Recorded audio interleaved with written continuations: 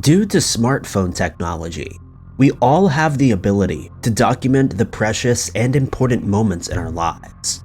But some images may seem normal at first glance, until the full disturbing backstory is revealed, instantly transforming it into a creepy photo with a haunting past.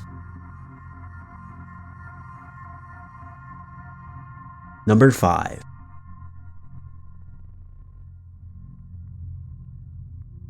What seems like a normal and rather beautiful image of an old violin is actually a creepy photo of the violin owned by Wallace Henry Hartley, the band leader of a group of musicians that played on the RMS Titanic when it undertook its maiden voyage in 1912. On the fateful night of the 14th of April, 1912, the Titanic struck an iceberg and sank beneath the North Atlantic Ocean.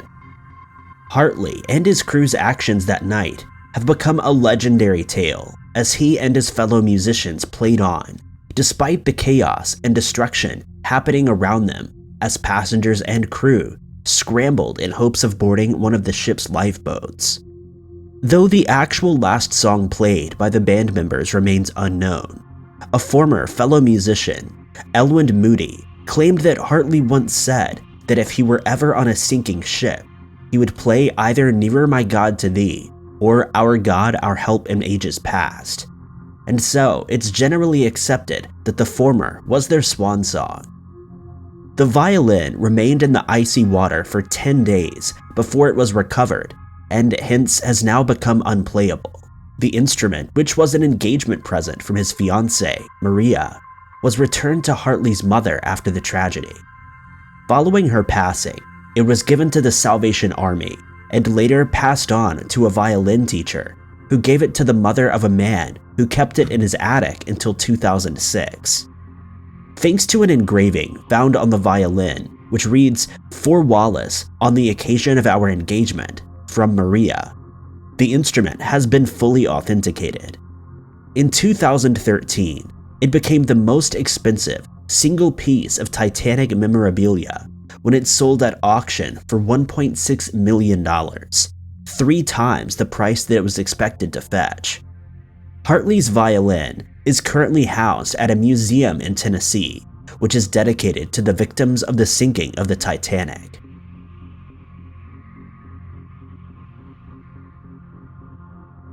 Number 4.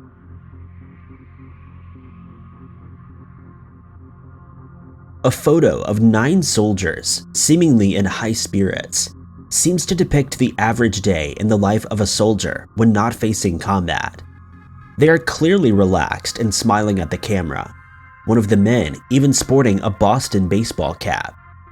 But the disturbing backstory behind the men in the photo tells a different tale.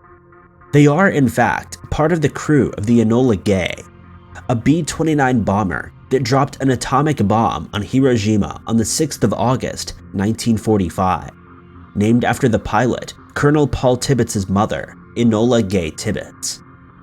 The crew was part of the 509th Composite Group, which was specifically created by the US Army Air Force to deploy the first atomic bombs during World War II. These soldiers were kept separate from other military members and received their training in secret. Even members of the same group were only given information pertaining to their own specific roles before they were deployed.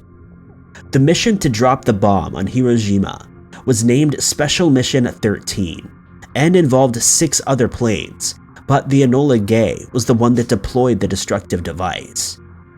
Shortly after the bomb was released, tail gunner Bob Caron was the first to see the explosion from his position in the plane. He also took the first photos of the detonation, as he was given a K-20 camera to capture the events as they unfolded. He would later describe seeing the entire city disappear under a cloud that resembled bubbling molasses which ran up the foothills. He recounted seeing flames spring up in various places throughout the city before the plane was turned around so the entire crew could look down on the destruction below. Captain Robert A. Lewis wrote that he would never get those few minutes out of his mind, even if he lived another 100 years. He described everyone aboard the plane as being completely dumbstruck, as they'd expected something fierce, but not to that extent.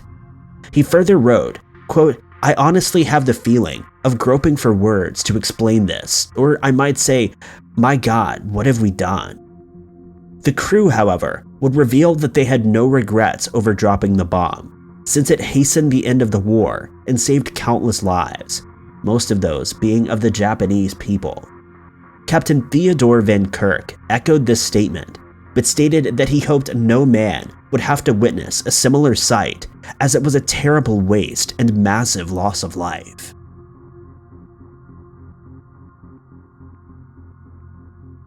Number 3.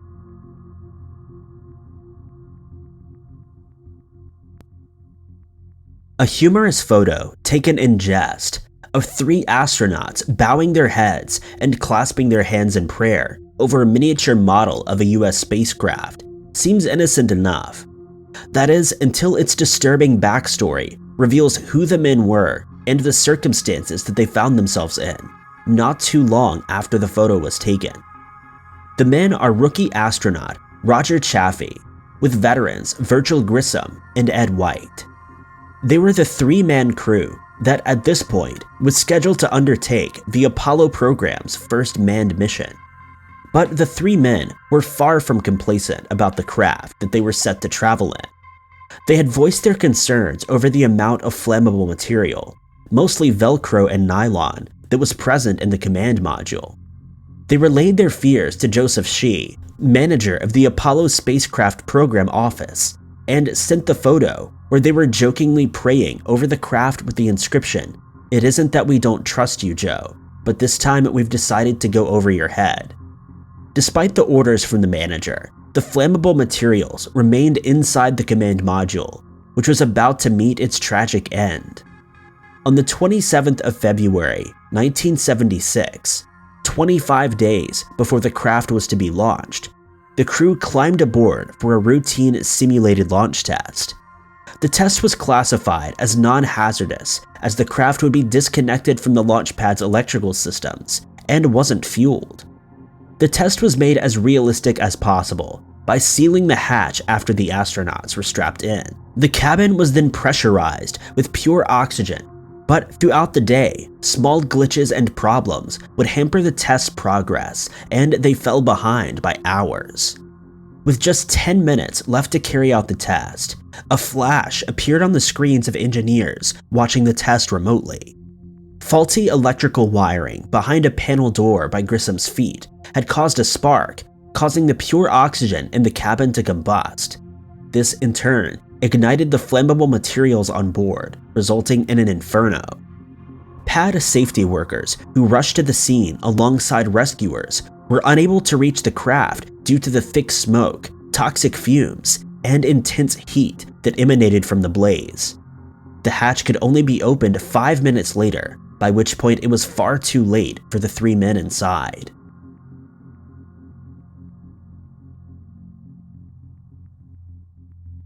Number 2.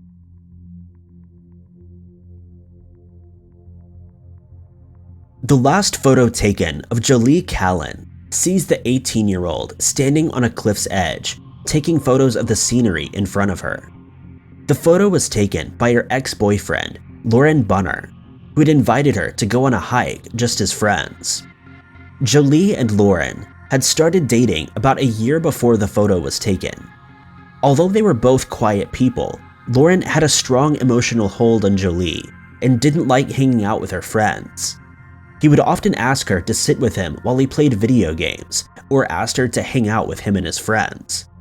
Jolie had tried to end the relationship on numerous occasions, but Lauren would blackmail her emotionally, begging her to not break up with him, and threatening to harm himself if she did so, causing her to change her mind each time. But when she graduated from high school, she found the courage to end the relationship once and for all. She was making plans for her future and was ready to move on. Lauren, however, wasn't, and he called her incessantly, begging her to reconsider and take him back. That's when he invited her on the friendly hike that would end tragically. The night before, Jolie jokingly messaged one of her friends, saying she was heading out with Lauren the next day, and if something happened to her, they would know who she was with. And so on the 30th of August, 2015, the two headed out to a park in East Alabama for their hike. As the day went on, Lauren posted to Instagram 3 times. The first photo shows Jolie sitting in a car with the caption, "On our way to go hiking." Further photos show her walking down a trail, and the last image is of her on the cliffside. What turns this seemingly innocent image into a truly creepy photo is the fact that he ended her life moments later with a firearm before pushing her off the cliff. He then returned to the car and dialed 911, confessing immediately to his crime. He was sentenced to 52 years in prison, and it would later be revealed that he bragged to cellmates that if he couldn't have her, no one would.